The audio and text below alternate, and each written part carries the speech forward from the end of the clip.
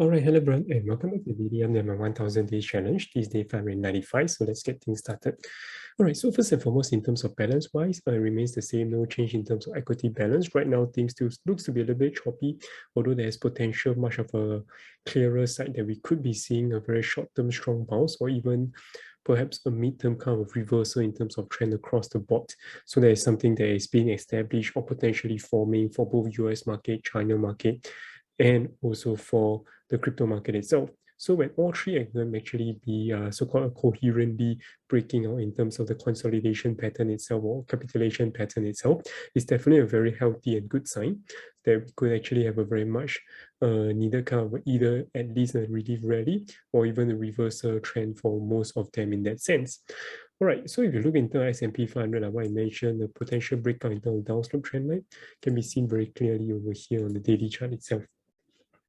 So yesterday on the S&P 500, we break down very nicely and close above that.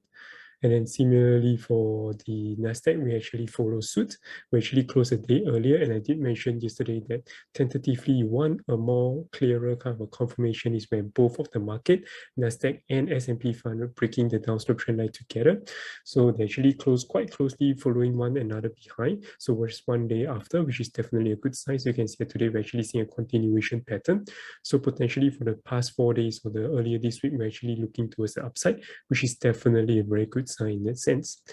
All right, and then for ASHR itself, similarly, we're actually consolidating right below the key resistance over here on the monthly key resistance. So not necessarily a bad thing. The key thing is that even though we do consolidate over here, we do not want a further sell-off pattern. In fact, what we want is that once we consolidate and give them a little bit more time for the 20 exponential moving average to catch up, and then after that we can actually break above strongly. That will perhaps be a confirmation and give more clearer sign towards those people who are actually sort of right at the bottom over here. So yeah, definitely for me, I'm still holding strong. Like what I mentioned for China stock itself, I'm definitely not selling simply because the risk to reward doesn't make sense to be selling right now. But if you're talking about investing for long-term wise, right now could definitely be attractive value proposition to buy in. But for me, in view of the risk itself, I will definitely not be adding as much as I would like. And due to the proportion right now, I have close to almost, in terms of US stocks and China stocks itself, I actually split close to, I guess, around China tech stocks, that takes around, I think, 40%. All of the China tech, so that's around 40% of my stock portfolio itself. So that's something that I'm trying to reduce it to potentially 30%. So until I'm invested enough for the US stock market itself, I would not be looking to add any further more, but that is more of a balancing approach. If I do not have sufficient in terms of China stock, I would definitely see this as a very attractive value to add, or area to be adding in that sense.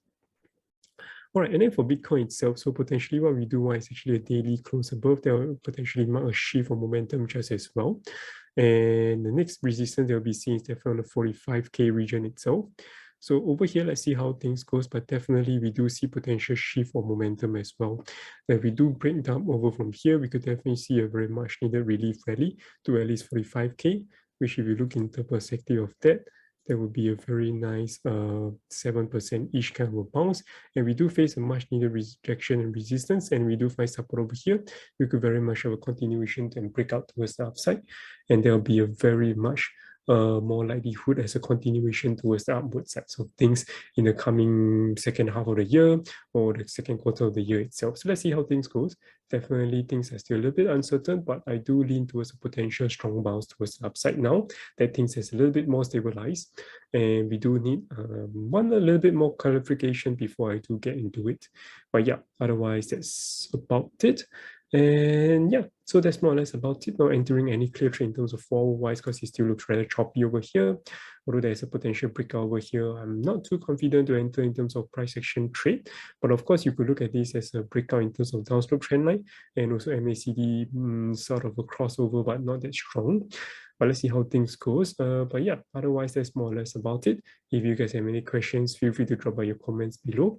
I'll see you guys tomorrow. Take care. Bye-bye.